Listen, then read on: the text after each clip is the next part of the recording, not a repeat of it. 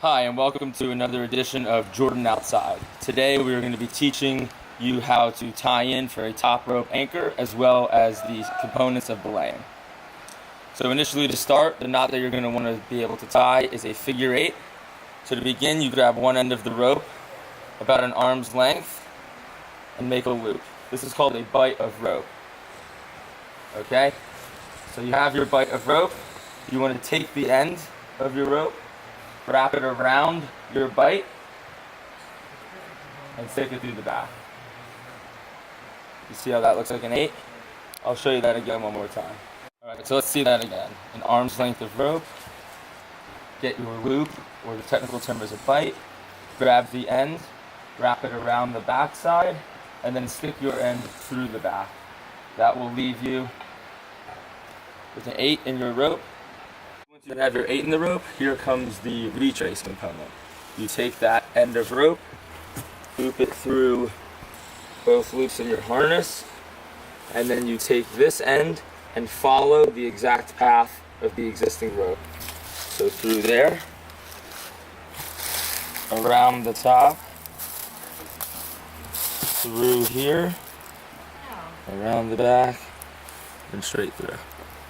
Let's see that again. You take this end of the rope, thread it through both of the climbing loops of the harness, and then begin to retrace the figure 8 in your rope. So you take this and follow the existing path exactly as you see it to ensure that there is no discrepancies around the back. And if you look, all you've done is doubled up the existing figure 8.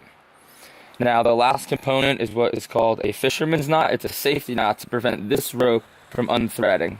So what you do is you line your thumb up on the live end of the rope that will be the climb, and you have the dead end.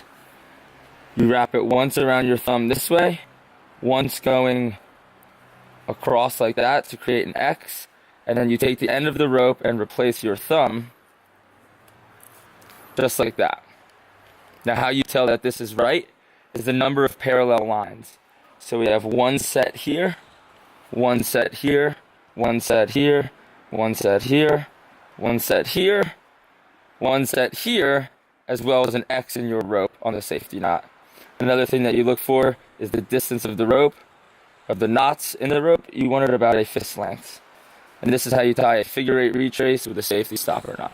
So on the opposite side of the rope from where your climber has tied in, you are going to set up a belay rig. In order to do that, you need a locking carabiner. It is called a locking because it has a screw gate to prevent it from opening, and what is called an ATC. That stands for air traffic control. Funny little acronym. So to begin, you want to take another bight of rope like we did previously to make the figure 8, and you're going to want to take that bight and stick it through one side of the hog nose ATC. Doesn't really matter whichever, but since I'm a righty, I like to stick it on the right side, creating this 2 loops within the ATC. Next, you take your carabiner and you swoop it through both the ATC and the rope in that loop. Finally, you take the carabiner and put it through your belay loop. That would be running perpendicular to your climbing loops. Finally, you want to screw this carabiner down. That is essential to ensure that it doesn't open while belaying.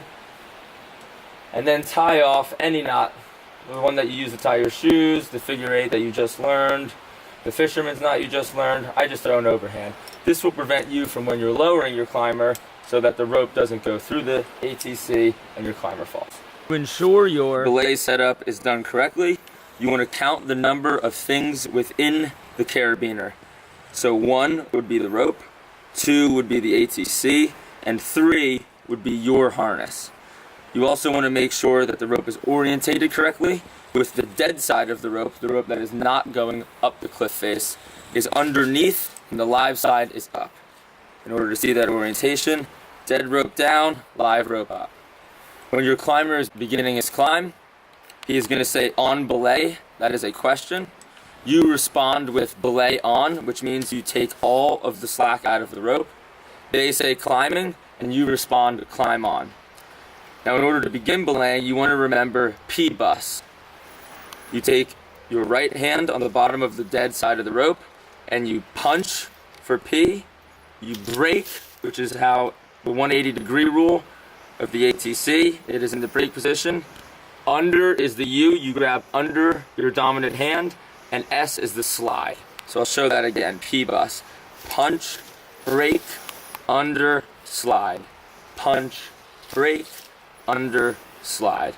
In order to ensure a safe belay, you want to always maintain your right hand or your left hand, depending on what you are, your dominant hand on the rope at all times. You never release this hand from the rope. That's why you go underneath and slide up.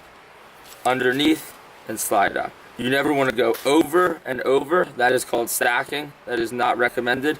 And you also never want to allow for floating where you're like this, because that would break the B in P-bus because you're not in the break position. The break position is only when the rope is at that 180-degree roll across the ATC or friction.